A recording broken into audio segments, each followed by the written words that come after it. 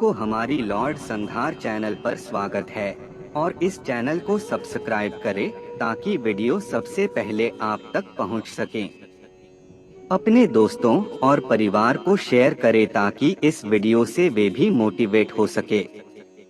अगर आपकी कोई राय है तो कमेंट के माध्यम से पूछ सकते हैं। इस वीडियो को हेडफोन के माध्यम से सुनें। धन्यवाद। बदनामी का अर्थ यह होता है कि किसी व्यक्ति या चीज को लोगों के द्वारा नकारात्मक ढंग से देखा जाता है, जिससे उसका समाज में प्रतिष्ठा और सम्मान कम हो सकता है। यह एक बहुत ही संवेदनशील और सामाजिक मुद्दा है जो किसी के जीवन को प्रभावित कर सकता है। भगवान श्री कृष्णा के मामले में कई अवस्थाओं में उन्हें नकारात्मक ढंग से देखा गया है। उनकी कई कहानियां और उनके जीवन के कई पहलू लोगों के द्वारा विवादित माने गए हैं। एक प्रमुख उदाहरण है महाभारत युद्ध में भगवान श्री कृष्णा की भूमिका। वे कौरवों के साथ संधि कराने के लिए उनके पास गए थे, जिसके कारण कुछ लोगों ने उन्हें दुर्भाग्यकारी और प्रायश्चित विधानकारी तरीके से प्रस्तुत किया। यहाँ एक संदेश है कि सच्ची सफलता प्राप्त करने के लिए कई बार हमें विवादों और विपरीत प्रतिक्रियाओं का सामना करना पड़ता है। इससे हमें अपने मूल्यों और उद्देश्यों के प्रति सजग रहने की आवश्यकता होती है और हमें अपने मार्ग पर अडिग रहकर आगे बढ़ना होता है। भगवान श्री कृष्णा की भूमिका से हमें यह सीखने को मिलता है कि अपने उद्देश्यों के लिए समर्पित रहना ही असली सफलता का मार्ग है, चाहे दुनिया की नजर में हमें कैसे देखा जाए। बदनामी की जरूरत सफलता के लिए नहीं होती है। बदनामी एक व्यक्ति या वस्तु के खराब या असली स्वरूप को गलतफहमी या गलत ढंग से प्रस्तुत करने का परिणाम हो सकता है। भगवान श्री कृष्णा के महाभारत के समय के जीवन के साथ इसका कोई संबंध नहीं है। सफलता प्राप्त करने के लिए आत्मविश्वास, कठिनाइयों का सामना करना, प्रयास करना और निरंतरता आवश्यक होती है। भगवान श्री कृष्णा ने भगवद गीता में अर्जुन को समझाया कि कर्म का पालन करते हुए निष्काम भाव से कार्य करना और अपने कर्तव्य का पालन करना महत्वपूर्ण है। उन्होंने यहाँ बदनामी की कोई उपयोगिता नहीं बताई। सफलता प्राप्ति के लिए धैर्य, संघर्ष, सामर्थ्य, समर्थता और सही दिशा में प्रयास की आवश्यकता होती है। सफलता के लिए बदनामी की आवश्यकता नहीं होती है। बदनामी आमतौर पर नकारात्मक प्रतिक्रिया का परिणाम होती है और यह सामाजिक और आध्यात्मिक दृष्टिकोण से न केवल अप्रिय होती है, बल्कि यह अनेकता को भी प्रभावित करती है। भगवान श्री कृष्णा के संदेश और जीवन में सफलता की प्राप्ति के लिए बदनामी की कोई आवश्यकता नहीं है। वे सत्य, धर्म और न्याय के पक्षपातहीन मार्ग को प्रमोट करते थे। उन्होंने युद्ध में धर्म के लिए संघर्ष किया और सच्चे धर्म की रक्षा की। उनका संदेश जीवन को संतुलित, धार्मिक और परिपूर्ण बनाने की ओर है। बदनामी की जगह सफलता के लिए ईमानदारी, कठिन परिश्रम और सही मार्ग पर चलने की आवश्यकता होती है। भगवान श्री कृष्णा का जीवन हमें यह सिखाता है कि सफलता के लिए हमें धर्म, सत्य और परमात्मा के प्रति आदर्श रखना चाहिए। मुझे लगता है कि आपको यह सवाल काफी मजेदार है। सच्चाई यह है कि सफलता के लिए बदनामी की जरूरत नहीं होती है, लेकिन कुछ कहानियां हमें इस तथ्य को समझाने में मदद कर सकती हैं। चलिए मुझे आपको एक ऐसी कहानी सुनाता हूँ जिसमें भगवान श्री कृष्णा की बदनामी के पीछे का रहस्य है। कृष्णा की एक किशोर आयु में उन्हें मक्खन चोरी करते हुए पकड़ा गया था। उनकी माँ यशोदा माता उन्हें पकड़ लिया और खूबसूरती से माना किया कि वह मक्खन चोरी कर रहे थे। कृष्णा को उनकी मासूमियत और उनका चिंगारी में गुलाबी चेहरा देखकर उनके बदनाम हो जाने का डर था। जब उन्होंने खुद को पकड़वाया, उन्होंने खुद को मानकर अपनी गलतियों को स्वीकार किया और यशोदा माता के सामने अपनी गलती को मान लिया। इससे वह उन्हें अपनी सच्ची और निष्कपट व्यक्तित्व का परिचय दिलाने का अवसर मिला। यह कहानी हमें यह बताती है कि कभी कभी हमारी गलतियां और हमारी परेशानियां हमें हमारी सच्ची और अच्छी ओर ले जाती हैं। बदनामी की जरूरत नहीं है, लेकिन हमें अपनी गलतियों को स्वीकार करना और सीखना होता है। यही हमें सफलता की दिशा में बढ़ाता है। जब तक एक व्यक्ति को बदनामी की जरूरत होती है, सफलता के लिए उसे उसकी अद्वितीयता को पहचानने की आवश्यकता होती है। यह प्रक्रिया वास्तव में उसके व्यक्तित्व को समृद्ध करने और उसके क्षमताओं को विकसित करने में मदद कर सकती है।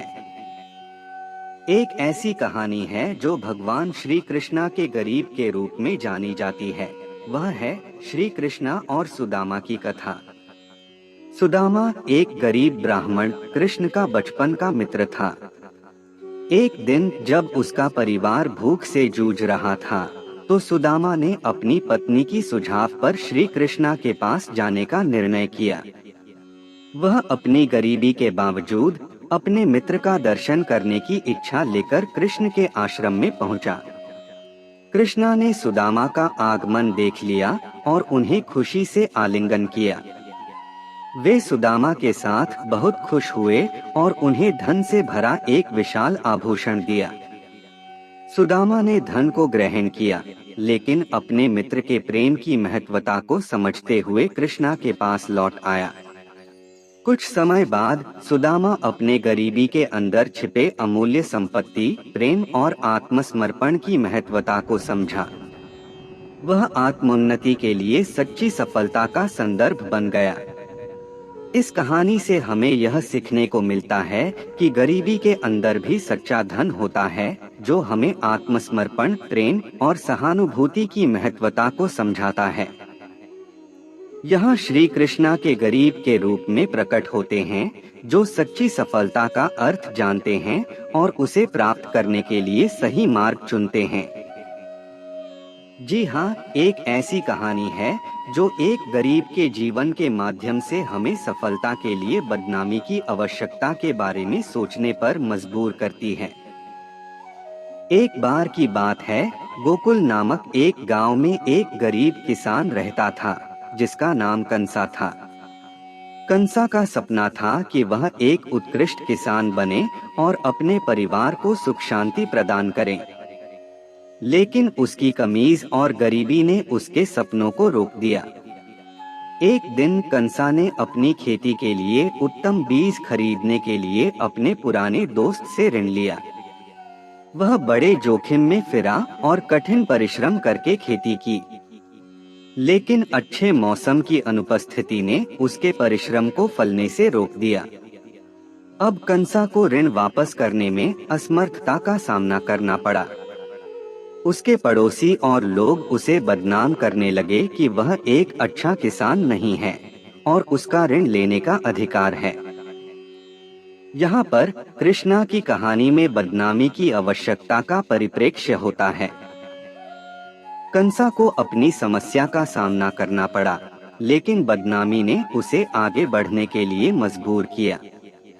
यहाँ तक कि बदनामी ने उसे उसकी असली क्षमताओं को पहचानने का मौका दिया। कंसा ने स्वयं को साबित किया और अंत में वह अपने ऋण को चुकता कर दिया और समृद्धि के रास्ते पर आगे बढ़ा। इस कहानी से हमें यह सीख मिलती है कि बदनामी कभी कभी हमें हमारी सामर्थ्य को पहचानने और सफलता की दिशा में बढ़ने के लिए प्रेरित कर सकती है।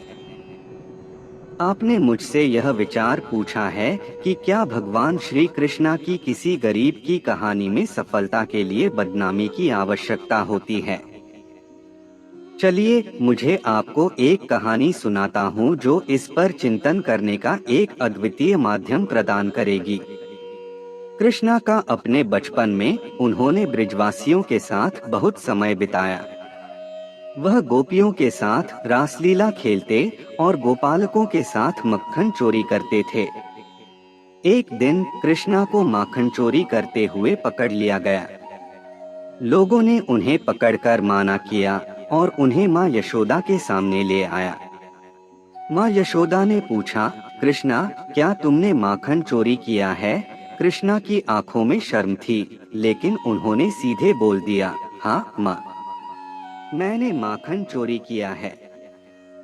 माँ यशोदा ने हंसते हुए कहा, अच्छा, तो अब से कभी नहीं करोगे, और उन्होंने उन्हें आदर से गले लगाया। इस कहानी में हमें यह सीख मिलती है कि सफलता के लिए बदनामी की जरूरत नहीं होती है। कृष्णा ने अपनी गलती को स्वीकार किया और उन्हें उसके लिए माफी मिली। उन्होंने अपने दोष को स्वीकार किया और उसे सुधारने का वचन दिया। इससे वे उच्चता की ओर बढ़े और उन्हें सफलता मिली। सफलता के लिए बदनामी की जरूरत नहीं होती है, और यह बिल्कुल सही है। लेकिन ब्रह्मांड के सबसे प्रिय भगवान श्री कृष्ण ने अपनी जीवन की कई कहानियों में हमें दिखाया है कि कभी कभी सफलता के लिए बदनामी का सामना करना पड़ता है। एक कहानी है कृष्ण की व्रज की गोपियों के साथ। गोपियां, जिन्हें ब्रजवासियों के साथ नृत्य करते हुए कृष्ण के साथ विलासित होते देखा गया। लोगों ने उन्हें इसका बदनाम किया और उन्हें धार्मिकता की कमी के रूप में देखा। इसके बावजूद कृष्ण ने कभी भी अपने प्रिय गोपियों को छोड़ा नहीं। उन्होंने हमेशा उनके साथ खड़ा होकर उन्हें साथ दिया, उनका साथ निभाया और उन्हें अपनी प्रेम भरी बातें सिखाई। इस कहानी से हमें यह सीखने को मिलता है कि सच्चा सहानुभूति, प्रेम और सहयोग कभी भी सफलता की दिशा में हमें आगे बढ़ने के लिए मदद कर सकते हैं, भले ही हमारी सामाजिक स्थिति कुछ भी हो। इस कहानी में कृष्ण ने हमें दिखाया कि सच्चा सहानुभूति, प्रेम और सहयोग हमें सफलता की दिशा में आगे बढ़ने में मदद कर सकते हैं, चाहे हमारी सामाजिक स्थिति जैसी भी हो। भगवान श्री कृष्णा की कहानी में एक बहुत ही मशहूर किस्सा है जो हमें गरीबी की महत्वपूर्ण सीख देता है। यह कहानी है सुदामा के चावल की। सुदामा एक गरीब ब्राह्मण थे जो अत्यंत गरीबी में रहते थे। उनके पास केवल थोड़ी सी अनाज थी जो उन्हें और उनके परिवार को 1-2 दिन तक संतोषित कर सकती थी। एक दिन उनका पुराना मित्र भगवान कृष्ण के दरबार में चावल लेकर गया। सुदामा ने कृष्ण के दरबार में जाकर चावल ले जाने का निर्णय किया, हालांकि वह चावल के बजाय अपने मित्र के साथ समय बिताने की खुशी और भक्ति के लिए गया था। भगवान कृष्ण ने उनका आगमन देखा और उन्हें बड़े प्यार से स्वागत किया। वे बहुत खुश थे कि उनके मित्र ने अपनी गरीबी के बावजूद उनके दरबार में आने का साहस दिखाया। कृष्ण ने सुदामा को अपने घर में बुलाया और उनको प्यार से स्वागत किया। उन्होंने उन्हें उत्तम भोजन से खिलाया और उनकी अत्यंत गरीबी को देखकर भी उनके साथ बहुत प्यार और सम्मान दिखाया। इस कहानी से हमें यह सीखने को मिलता है कि सफलता के लिए बदनामी की जरूरत नहीं होती है, बल्कि अपने संदेश और संबंधों के माध्यम से भगवान कृष्ण ने गरीबी का सम्मान किया और सुदामा के साथ प्रेम और समर्पण का माहौल बनाया। इससे हमें यह भी सीखने को मिलता है कि सफलता और समृद्धि का माप धन या सामाजिक स्थिति से नहीं होता है, बल्कि आत्मसमर्पण और परोपकार से होता है। सफलता के लिए बदनामी की जरूरत नहीं होती है। बदनामी का इस्तेमाल सफलता के लिए एक साधन के रूप में किया जाना गलत है। वास्तव में सफलता के लिए सत्य, ईमानदारी, मेहनत, समर्पण और संघर्ष की जरूरत होती है। बदनामी लेना या दूसरों की अपमान करना उसे सफलता के पथ पर नहीं लाता, बल्कि यह विश्वास और सम्मान कमजोर करता है। सफलता का सच्चा माप आत्मसंतुष्टि, सकारात्मक सामाजिक परिणाम और सामाजिक सेवा में सहयोग के माध्यम से होता है। असली सफलता वह होती है जो हमें अपने आत्मा के साथ संतुष्टि और खुशी प्रदान करती है। न कि दूसरों को अपमानित करके अपने लिए विशेष धन या स्थान हासिल करने पर ध्यान केंद्रित करने वाली सामग्री आदान प्रदान करती है। आमतौर पर सफलता के लिए बदनामी की कोई आवश्यकता नहीं होती है। सफलता के लिए योग्यता, प्रयास, संघर्ष और सही निर्णयों की आवश्यकता होती है। बदनामी का सहारा लेना अक्सर गलतियों और अधिकारों के द्वारा बनाए गए सफलता के प्रति विश्वास को दिखाता है, जो समाज में अस्थिरता और अविश्वास को पैदा कर सकता है। कुछ लोग यह मानते हैं कि बदनामी उन्हें प्रेरित करती है और उन्हें अपने लक्ष्यों की प्राप्ति के लिए और भी अधिक मेहनत करने के लिए मजबूर करती है।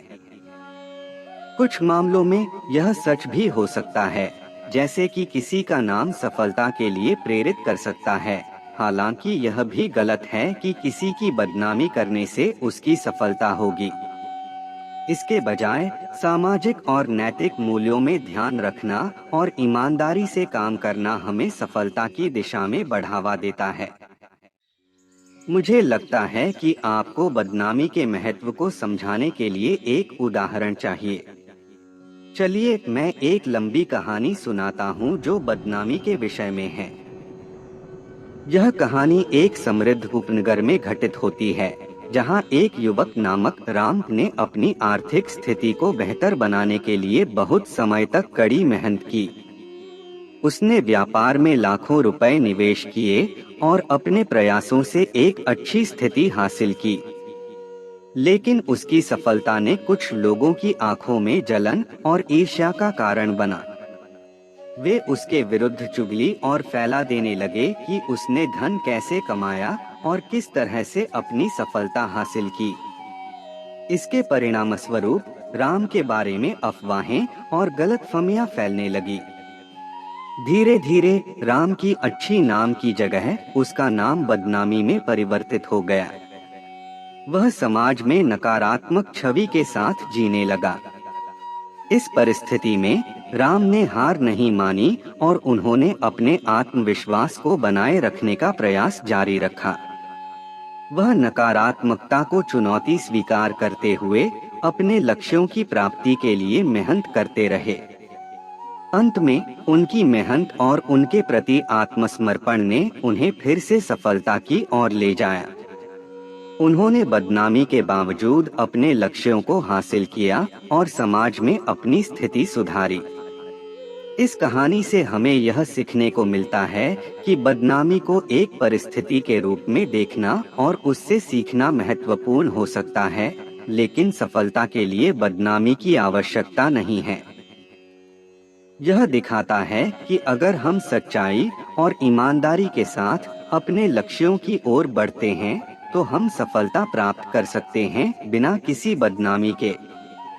मुझे लगता है कि आप सफलता और बदनामी के संबंध पर किसी गहराई में जाना चाहते हैं, तो मैं आपको एक लंबी कहानी सुनाऊंगा जो इसे विस्तार से समझाती है। यह कहानी एक प्राचीन गांव की है, जहां एक युवक रामनाथ रहता था। रामनाथ का सपना था कि वह अपने पिता के छोटे से खेतों को एक सफल और उत्तम खेती उपकरणों और तकनीकों के साथ बढ़ावा दे। वह अपने सपने को साकार करने के लिए बहुत मेहनत करता था, लेकिन गांव के अन्य किसान उसे ईर्ष्या और जलन की नजरों से देखते थे। रामनाथ ने अपने खेतों में नई तकनीकों का उपयोग किया और उन्होंने अद्भुत प्रदर्शन किया। उनकी खेती में उत्तम उत्पादन होने लगा और अन्य किसानों को भी इससे लाभ होने लगा। हालांकि उनकी सफलता और सामर्थ्य को देखकर कुछ लोग ईर्ष्या और जलन में डूब गए। वे रामनाथ के खिलाफ अफवाहें फैलाने लगे और उन्हें बदनाम करने का प्रयास किया, परंतु रामनाथ ने हार नहीं मानी। उन्होंने अपने काम पर ध्यान केंद्रित रखा और अपने सपने को पूरा किया। जितना उन्होंने समर्थन के लिए प्रयास किया, उतनी ही उनकी सफलता की कहानी सामाजिक मीडिया और लोगों तक पहुंची। इस कहानी से हमें यह सीखने को मिलता है कि बदनामी की जरूरत नहीं होती है, बल्कि सच्ची मेहनत, सही निर्णयों के लिए सामर्थ्य और निष्ठा से काम करने से हम सफलता प्राप्त कर सकते हैं। बदनामी केवल अधिकारों और ईर्ष्या के द्वारा बनाई जाती है, जो अक्सर सफलता के प्रति विश्वास को हमारे जीवन से हटा सकते हैं। मुझे ऐसा कोई उदाहरण नहीं मिल रहा है जिसमें सफलता के लिए बदनामी की आवश्यकता स्पष्ट रूप से प्रमाणित हो। बदनामी की जगह सफलता के लिए निरंतर प्रयास, निष्ठा और संघर्ष की जरूरत होती है। अगर आप चाहें, मैं आपको एक कहानी सुना सकता हूं जो इस संदेश को साझा करती है। एक बार की बात है, एक गांव में एक युवक रहता था जिसका सपना था कि वह अपने गांव के सबसे बड़े व्यवसायी बने। उसने कई साल तक मेहनत की, लेकिन उसका सपना पूरा नहीं हो पाया। उसके साथ ही कुछ लोग उसके खिलाफ झूठी अफवाहें फैलाने लगे कि वह नेकिए का धंधा करता है और धन कमाने के लिए अनैतिक तरीके अपनाता है। इससे उसकी बदनामी हो गई और लोग उसके व्यवहार में अधिकतम संदेह करने लगे। हालांकि युवक ने इसे हार नहीं मानी और अपने सपने को पूरा करने के लिए मेहनत जारी रखी। उसने निष्ठा से काम किया और अपने उद्यम को सफल बनाने के लिए कठिनाइयों का सामना किया। धीरे धीरे उसकी मेहनत और निष्ठा ने उसे सफलता की ऊंचाइयों तक पहुंचाया। अंततः वह अपने सपने को पूरा करके गांव के सबसे सम्मानित व्यवसायी बन गया। इस कहानी से हमें यह सीखने को मिलता है कि सफलता के लिए बदनामी की जरूरत नहीं होती, बल्कि सफलता के लिए निष्ठा, मेहनत और संघर्ष की आवश्यकता होती है। यह भी दिखाता है कि अगर हम अपने सपनों के प्रति विश्वास और समर्पण बनाए रखते हैं, तो हम किसी भी परिस्थिति में सफल हो सकते हैं। सफलता के लिए बदनामी की जरूरत को लेकर लंबी कहानियों में कई विचाराधीन तत्व हो सकते हैं, लेकिन यह सच है कि बदनामी सच्ची सफलता का प्रमाण नहीं होती। यह कहानी आपको इस विषय पर विचार करने के लिए प्रेरित करेगी। कभी कभी एक सम्राट का बेटा नाम चंद्रमोहन अपने पिता की अधिकतम संपत्ति और शक्ति का लाभ उठाता था। वह अपने बाप की ताकत का अधिकारी होने के नाते अज्ञात और अत्यधिक अहंकारी बन गया था। उसे लगता था कि वह बस अपनी इच्छाओं को पूरा करने के लिए पूरे साम्राज्य को अपने अधीन कर सकता है। एक दिन वह अपनी इच्छा के लिए अपने पिता के सबसे बड़े दुश्मन के साथ सामंजस्य बिगाड़ देता है। इससे उसकी बदनामी हो जाती है और सम्राट उसे राजद्वार से बाहर निकाल देता है। चंद्रमोहन का अहंकार तब तोड़ दिया जाता है। वह एक साधु के पास जाता है और उसे अपने अहंकार की पाठशाला के रूप में मानता है। साधु उसे जीवन के महत्वपूर्ण तत्वों के बारे में शिक्षा देता है, जैसे समय की महत्व, विनम्रता और सेवा।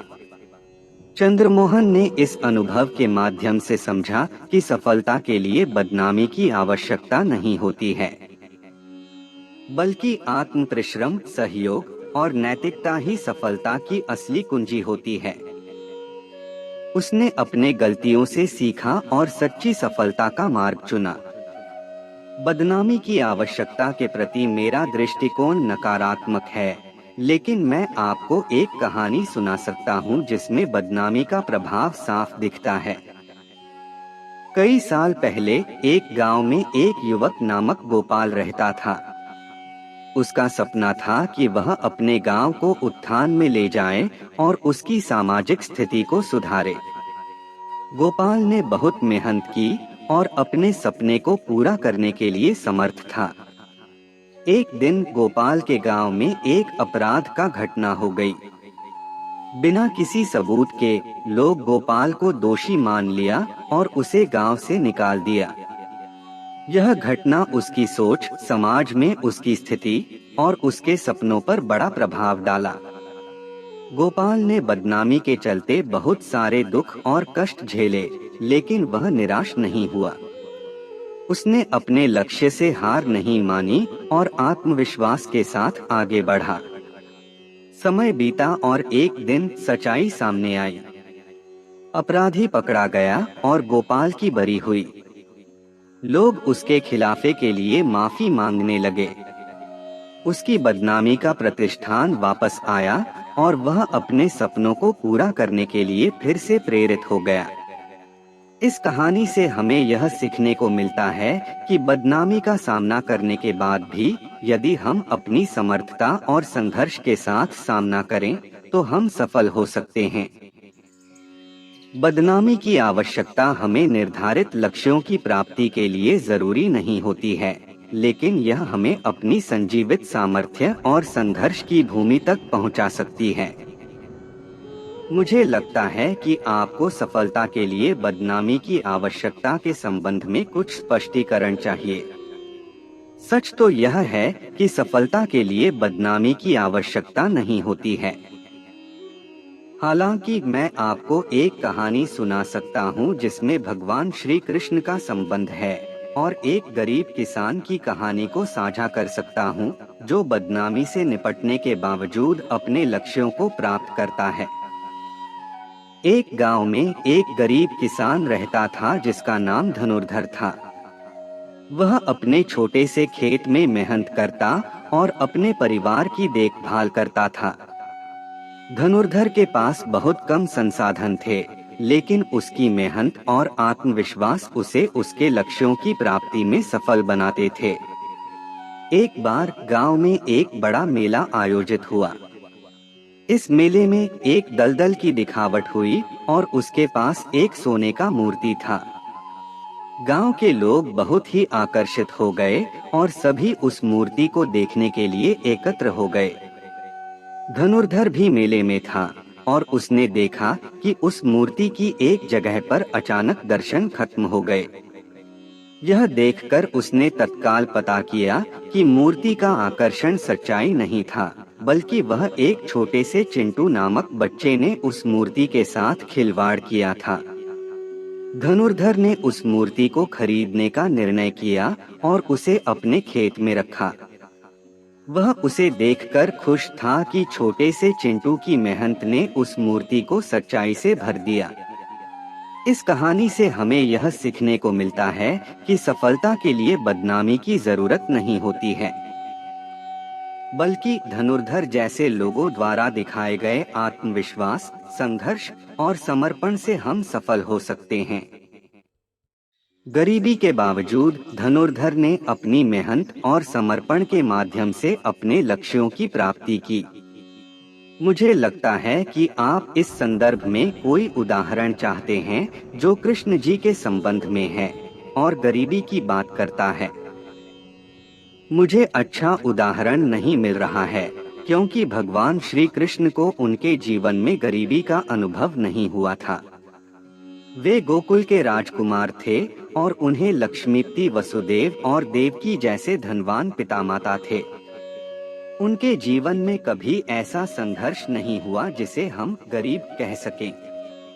लेकिन भगवान श्री कृष्ण ने अपने जीवन में अनेक अन्य लोगों को मार्गदर्शन और साथ में दिया जिन्हें गरीबी और परेशानी का सामना करना पड़ा। उन्होंने अपने जीवन के अनेक पहलुओं में अपने भक्तों को धर्म, समर्पण और प्रेम की महत्वपूर्ण सीख दी। उनकी कई कथाएं और उपदेश ऐसे हैं जो हमें गरीबी और संघर्ष का सामना करने के बारे में सोचने के लिए प्रेरित करते हैं और जीवन की मुख्य उद्देश्य की दिशा में हमें गाइड करते हैं। यद्यपि कृष्ण जी के जीवन से संबंधित कोई अन्य विशेष कथा नहीं है जो गरीबी के साथ संबंधित हो, लेकिन उनके उपदेश हमें गरीबी के अनुभव को समझने और संघर्ष का सामना करने की कला सिखाते हैं। मैं फिर से यहाँ बता दूं कि सफलता के लिए बदनामी की जरूरत नहीं होती है। यह केवल एक धारणा है जो समय समय पर उत्पन्न होती है, लेकिन यह सत्य नहीं है। बदनामी का सहारा लेना उपेक्षणीय और नैतिक उत्पीड़न का प्रतीक हो सकता है, जो किसी भी सफलता का विरोध करता है। यदि हम भगवान श्री कृष्ण की एक कहानी की बात करें, तो वह गरीबी के साथ जुड़ी है, लेकिन इसमें सफलता के लिए बदनामी की कोई उपेक्षा नहीं है। एक बार कृष्ण और उसके सबसे निकट दोस्त सुदामा नामक गरीब ब्राह्मण मिलने के लिए मिले। सुदामा ने केवल थोड़ा सा पेटा चावल लिया था, जो कि उसकी पत्नी ने उसके लिए बनाया था। कृष्ण और सुदामा का मिलन बहुत ही उत्साहजनक था। सुदामा ने अपने पेटे चावल को कृष्ण को दिया, और कृष्ण ने उसकी प्रीति और विश्वास को देखकर उसे धनवान बना दिया। यहाँ पर बदनामी की कोई भूमिका नहीं थी। इस कहानी से हमें यह सीखने को मिलता है कि सफलता के लिए बदनामी की कोई आवश्यकता नहीं होती है, बल्कि निष्कपट भावना, समर्पण और प्रेम की महत्वपूर्णता होती है। इन गुणों के साथ हर कोई सफल हो सकता है, चाहे वह गरीब हो या अमीर। मैं स्पष्ट करना चाहता हूँ कि बदनामी का उपयोग सफलता के लिए जरूरी नहीं है, और यह एक गलत धारणा हो सकती है। भगवान श्री कृष्णा की कई कहानियां हैं जो हमें सफलता के मार्ग के बारे में सिखाती हैं, लेकिन उनमें से किसी भी कहानी में बदनामी की आवश्यकता का उल्लेख नहीं होता है। भगवान श्री कृष्णा के जीवन की कहानी में वे सच्चे और निष्काम प्रेम के प्रतीक हैं, जो अपने भक्तों की मदद करते हैं और उन्हें जीवन के मार्ग पर गाइड करते हैं। उनके उपदेश और कथाएं हमें सामाजिक न्याय, समर्पण और सच्चे मन में शांति की ओर ले जाती हैं। यद्यपि मुझे वास्तविक एक ऐसी कहानी याद नहीं है जिसमें भगवान श्री कृष्णा के संबंध में गरीबी और बदनामी का कोई संबंध हो। उनकी कहानियों में उन्होंने सच्चे और प्रेमपूर्ण जीवन के मूल्यों को बताया है, जो सफलता की दिशा में हमें गाइड करते हैं। यद्यपि गरीबी के किसी व्यक्ति की कथा का प्रस्तुतिकरण करके हम समाज में न्याय और समर्पण की महत्वपूर्णता को समझ सकते हैं, गरीबी के किसी व्यक्ति की कहानी भी हमें उनके संघर्षों, साहस और प्रेम के प्रति समझावा दे सकती है। बदनामी का मतलब हो सकता है किसी व्यक्ति या चीज की गलत या नकारात्मक छवि या प्रतिष्ठा का हानि होना।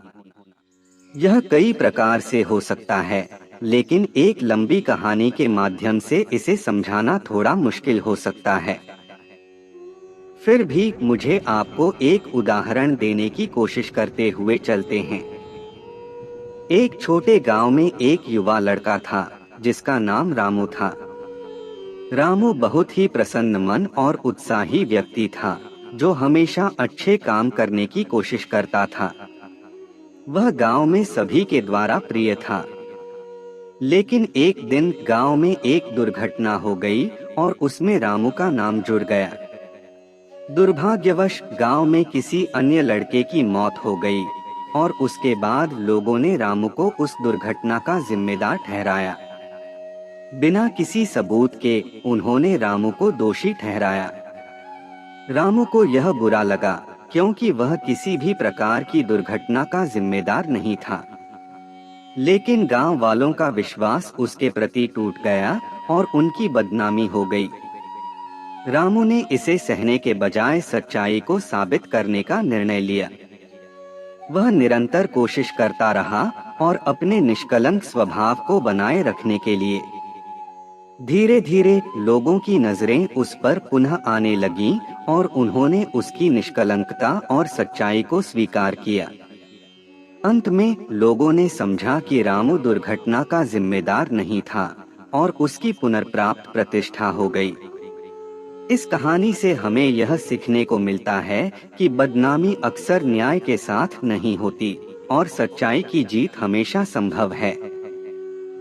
बदनामी का अर्थ है अपमान या निंदा की प्रक्रिया, जो किसी व्यक्ति या स्थिति के लिए अपशब्दों का उपयोग करके उसका सम्मान घटाने का काम करती है। बदनामी एक व्यक्ति के आत्मविश्वास को भी क्षति पहुंचा सकती है और उसकी सार्थकता को प्रभावित कर सकती है। एक लंबी कहानी के माध्यम से यह बताया जा सकता है कि कैसे किसी व्यक्ति या समुदाय को बदनाम किया जा सकता है और इसके प्रभाव को समझाने की आवश्यकता है। चलो एक कहानी सोचते हैं। एक छोटे गांव में रहने वाले एक युवक का नाम रामू है। रामू गांव में बहुत ही सम्मानित और प्रसिद्ध था। उसके परिवार ने उसे संदेश दिया था कि समाज सेवा में लगे रहना और नेतृत्व का आदर्श बने। रामू ने भी अपने परिवार की उपजाऊ ट्रेडिशन को जारी रखने का वचन लिया। एक दिन गांव में एक अन्य युवक श्याम गांव के साथियों के सामने रामू के खिलाफ झूठे आरोप लगाने लगा। श्याम का मकसद था कि वह रामू की स्थिति को कमजोर करें और उसका सम्मान घटाएं। श्याम ने जहरीली फूलों की खेती करने के आरोप लगाए, जिससे गांव के लोग रामू के प्रति अनिश्चितता में डूब गए। रामू के खिलाफ झूठे आरोप लगने के बाद उसका सम्मान और विश्वास उसके परिवार और समुदाय के लिए खतरे में आ गया। लोग उसके खिलाफ आलोचना करने लगे और उसे देशांतरित किया। रामू ने अपने सच्चे और निष्कर्ष विचारों के साथ अपने आत्मविश्वास को बनाए रखने के लिए परिश्रम किया, लेकिन यह सब उसके लिए अच्छा नहीं था। अंततः श्याम की चालाकी सामने आई और उसके झूठे आरोपों का पता चला। गांव के लोगों ने रामू को माफ किया और उसका सम्मान पुनः स्थापित किया। श्याम का दोष लोगों के सामने आने के बाद उसे गांव से निकाल दिया गया। लोगों ने रामू के प्रति अपना विश्वास फिर से पुनर्स्थापित किया और उसे उनके नेतृत्व में सेवा करते हुए देखना शुरू किया। इस कहानी से यह साबित होता है कि किसी व्यक्ति या समुदाय को बदनाम करने के प्रयास में सच्चाई और न्याय की अपेक्षा होनी चाहिए। बदनामी एक व्यक्ति के जीवन को प्रभावित कर सकती है, इसलिए हमें अपने आरोपों की सत्यता को समझने के लिए सतर्क रहना चाहिए। बदनामी के पीछे कई कारण हो सकते हैं और इनमें से कुछ को समझाने के लिए एक लंबी कहानी अच्छी तरह से समझाएगी।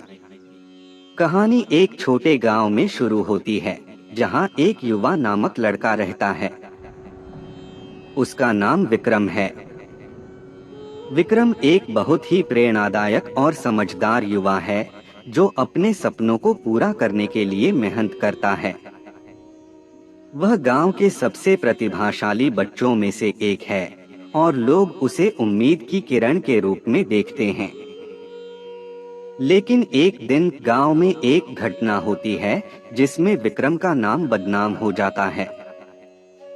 एक अनजान लड़की द्वारा एक घटना के दौरान गांव के समूचे समुदाय में उसका आरोप लगा दिया जाता है। विक्रम के विरुद्ध न केवल देश और गांव के लोग बल्कि उसके परिवार भी उससे नाराज हो जाते हैं। विक्रम का जीवन एक बदनामी की आंधी में डूब जाता है। वह अकेलापन महसूस करता है और उसकी सोच में अंधेरा छा जाता है। लेकिन विक्रम को अपनी बेगुनाही साबित करने का विश्वास होता है और वह बदनामी के विरुद्ध लड़ने का निर्णय करता है। विक्रम अपनी निर्दोषता को सिद्ध करने के लिए जीवन के हर कदम पर मेहनत करता है। वह जांच के लिए प्रयास करता है और अपने आप को साबित करने के लिए सभी संभावित माध्यमों का इस्तेमाल करता है। धीरे धीरे विक्रम की मेहनत और उसका ईमान उसे सच्चाई के रास्ते पर ले जाते हैं। अंत में समय के साथ वह अपनी निर्दोषता को सिद्ध करता है और उसे इंसाफ मिलता है। उसकी बदनामी का सच सामने आता है और लोग उसे गर्व के साथ स्वीकार करते हैं। इस कहानी के माध्यम से हमें यह सिखाई मिलती है कि बदनामी का सम्मान कैसे बदल सकता है, जब हम सत्य की ओर ध्यान देते हैं और अपने सपनों को पूरा करने के लिए मेहनत करते हैं। बदनामी का कारण कई हो सकते हैं और यह एक व्यक्ति या समुदाय के लिए नुकसानदायक हो सकता है, लेकिन कई बार बदनामी एक सामाजिक प्रक्रिया का हिस्सा भी होती है जो समाज के लिए आवश्यक हो सकती है। एक लंबी कहानी के माध्यम से इसे समझाने की कोशिश करें। एक छोटे गांव में एक समृद्ध और समाजशील परिवार रहता था। इस परिवार का एक मेंबर रामनाथ गांव के लिए एक उदाहरण होता था। उसके साथ उसकी पत्नी और बच्चे भी थे। रामनाथ समाज के लिए काम करते थे, शैक्षिक कार्यक्रमों की जिम्मेदारी लेते थे और समाज में सामाजिक सुधार के लिए काम किया करते थे। एक दिन गांव में एक अचानक घटना होती है जिसमें रामनाथ का नाम बदनाम हो जाता है। झूठे आरोपों के चलते उसकी छवि धीरे धीरे गांव के लोगों के नजरों में गिरती है। उसके साथ उसके परिवार का भी अपमान होता है। लेकिन बदनामी के बावजूद रामनाथ निराश नहीं होता। उसने स्वीकार किया कि इसके पीछे समाज की एक गंभीर समस्या हो सकती है। वह खुद को साबित करने और समाज को समझाने का निर्णय लेता है। रामनाथ ने समुदाय को जोड़ने और लोगों को उसकी सच्चाई को समझाने के लिए कई कठिनाइयों का सामना किया, लेकिन उसने हार नहीं मानी और आखिरकार उसकी सच्चाई सामाजिक स्तर पर स्वीकार की गई। इस कहानी से हमें यह सीखने को मिलता है कि बदनामी कई बार समाज की समस्याओं को सुलझाने का माध्यम बन सकती है, जो न केवल व्यक्ति को बल्कि समुदाय को भी सकारात्मक दिशा में ले जा सकता है। बदनामी की जरूरत का कारण अक्सर सामाजिक या व्यक्तिगत परिस्थितियों में दिखाई देता है। बहुत सी कहानियां दिखाती हैं कि बदनामी की पृष्ठभूमि में कई अन्य पारंपरिक या सामाजिक अवस्थाएं होती हैं, जैसे ईर्ष्या, घृणा, व्यक्तिगत या सामाजिक स्थिति और विभिन्न संकटों के परिणाम। एक उदाहरण कहानी के माध्यम से बदनामी की जरूरत को समझाया जा सकता है। कहानी एक गांव के एक सामान्य युवक के चारों ओर घूमती है। उसका नाम राम है। राम एक सच्चा, ईमानदार और काम करने वाला व्यक्ति है, जो गांव में सभी के बीच पसंद है। एक दिन गांव में एक अचानक संकट होता है और उसकी जिम्मेदारी राम को सौंपी जाती है। लेकिन बुरी तरह से संकट का समाधान नहीं होता और गांव वाले राम को दोषी ठहराते हैं। बिना किसी प्रमाण के वह बदनाम हो जाता है और लोग उसे दुर्भाग्यशाली मानते हैं। राम की बदनामी के पीछे कई कारण हो सकते हैं, जैसे कि दुर्भाग्य, विरोध या झूठे आरोप। बदनाम होने के बाद राम को अपनी निर्दोषता साबित करने के लिए बहुत कठिनाइयों का सामना करना पड़ता है। कहानी आगे बढ़ते हुए दिखाती है कि कैसे राम अपने आप को साबित करते हैं और अपनी बदनामी से बाहर आते हैं। उसकी मेहनत, संघर्ष और ईमानदारी उसे फिर से गर्वशाली बनाती हैं और लोग उसे प्रेम और सम्मान से देखने लगते हैं। इस कहानी के माध्यम से हमें यह सीखने को मिलता है कि बदनामी कभी-कभी आत्मविश्वास और प्रेरणा का स्रोत बन सकती है और यह हमें अपने लक्ष्यों की ओर बढ़ने के लिए प्रेरित कर सकती है।